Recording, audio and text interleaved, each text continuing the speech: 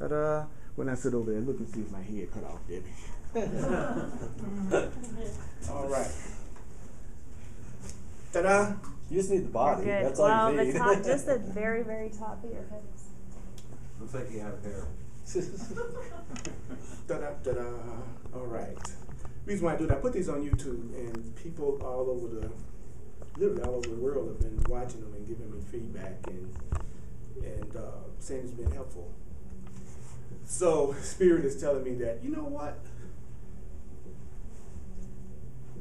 It's time. The reason you were born, it's time. It starts now. So hang on to your seat. Now, determination of pleasure and pain is made with the judgment of the separated self, who not only believes it is the body, but that it is at the body's mercy. Yet the body has no mercy to offer the separated self, because your body is only a learning device. So your body can't give you any mercy because your body is just a learning device. In other words, your body can't give you a break. I used to get mad at my body. When something would go wrong with my body, I would kind of treat my body like it had betrayed me. I'd almost feel like it had betrayed me some kind of way. And all it was really doing was conveying to me a message. Number one, if I'm in a whole lot of pain, I'm in judgment and guilt. So my body was letting me know I was judging too much and that I had too many guilt thoughts and I need to let go of those. How is my body letting me know that? Because I feel heavy and because I experience discomfort in my body. Feeling heavy and discomfort in my body is letting me know my thinking sucks. And the way that I think is incorrect, and that I've got to change the way that I'm thinking if I really want to feel better. So my body is keeping me from being in denial about what's really going on, because my body is reflecting what I really believe as opposed to what I'm telling myself I believe. So what I feel is a much more honest indication of what I believe than what I'm telling myself intellectually. So regardless of what we're telling ourselves intellectually, we really are where we feel right now. So the determination of pleasure and pain, the course of love says, the body has no mercy to offer the separated self, because the body is only a learning device. But you have not recognized that the body is a learning device, and you fail to learn that all you experience as painful is the result of feelings of lack of love, and that all you experience as pleasurable are feelings of love. So if I'm feeling pain, I'm feeling a lack of love. If I'm feeling joy, I'm feeling love. So wherever I'm feeling pain, fear, anxiety, it's just a lack of love. I'm just feeling a lack of love. If you're afraid about something right now, you're just feeling a lack of love about that right now.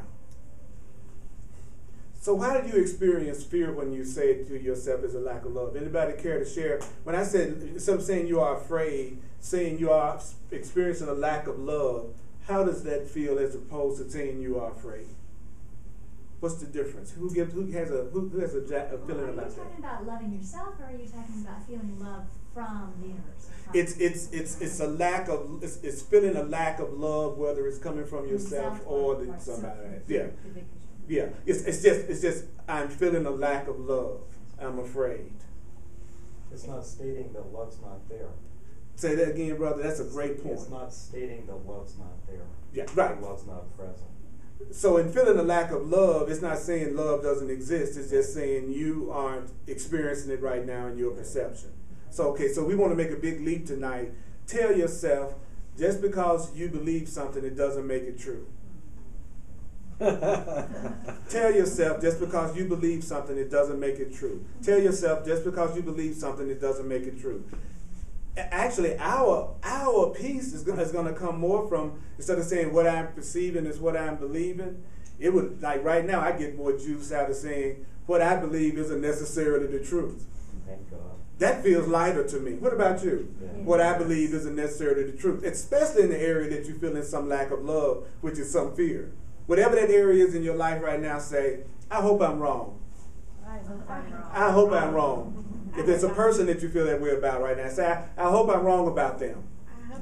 I hope I'm wrong about them. I hope I'm wrong about that.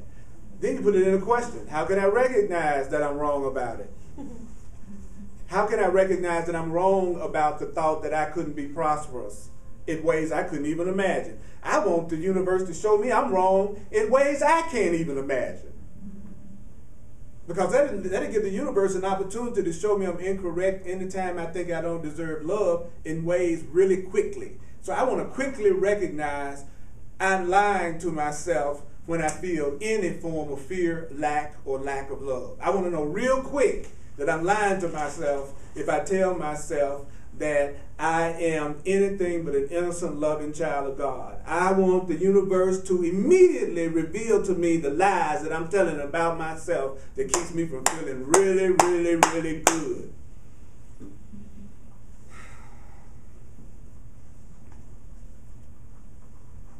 This would seem to contradict what was said. This would seem to contradict what was said earlier about the pain experienced from love and your willingness to cling to it despite the pain you are experiencing. Yet the pain comes not from your feelings of love. Your pain is coming from the feeling that you've lost the love.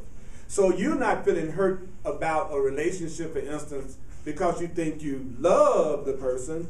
You're feeling pain because you think you've lost the love. So pain comes from the feeling that I've lost the love. Lack comes from the feeling that I've lost my abundance.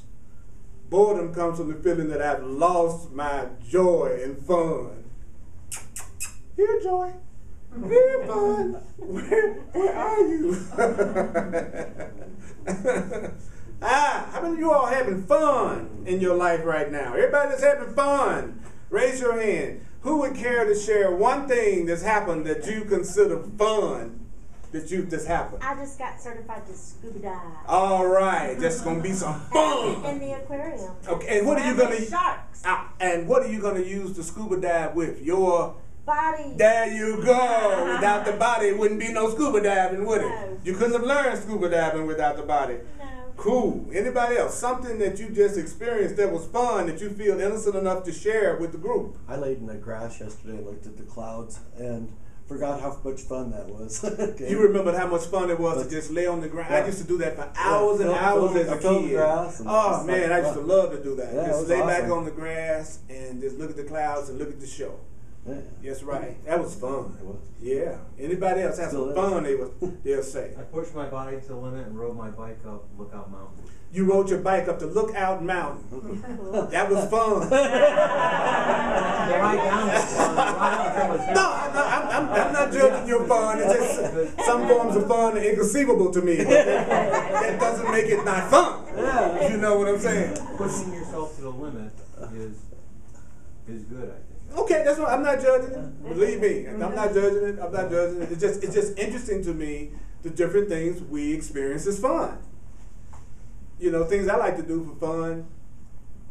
A lot of people think it's insane. You know, who knows? Anybody else? The reason why I'm doing this because unless we remember the happy times, we forget we ever had them, and our mind will make us think we don't ever go through nothing but crap. So the Course says, what you share, you remember, and what you don't share, you forget. And most people share what they're unhappy about, what they're sad about, what they wish was different, what they're trying to change, and they wonder why that's all they remember is what's missing in their lives. But if you say, okay, tell me something really loving, really cool that just happened to you today, then people are quieter about that. But they wouldn't be quiet about something they're upset about. You know, I found I wouldn't be quiet about my anger, but I would be quiet about how much I love someone. I would be shy about letting them know that, but I sure wouldn't be shy about saying,